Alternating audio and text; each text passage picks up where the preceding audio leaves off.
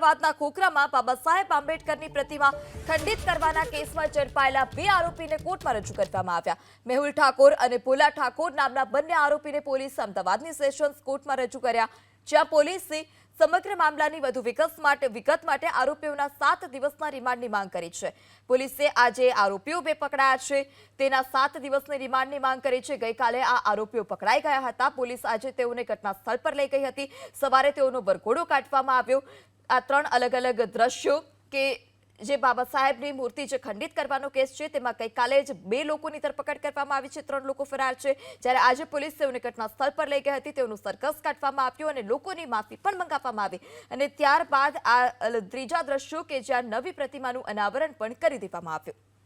અમદાવાદના ખોખરામાં બાબા સાહેબ આંબેડકરની પ્રતિમા ખંડિત કરવાના કેસમાં ઝડપાયેલા 2 આરોપીને કોર્ટમાં રજૂ કરવામાં આવ્યા. મેહુલ ઠાકોર અને પોલા ઠાકોર નામના બંને આરોપીને પોલીસે અમદાવાદની સેશન્સ કોર્ટમાં રજૂ કર્યા, જ્યાં પોલીસે સમગ્ર મામલાની વધુ વિગત માટે આરોપીઓના 7 દિવસના રિમાન્ડની માંગ કરી છે.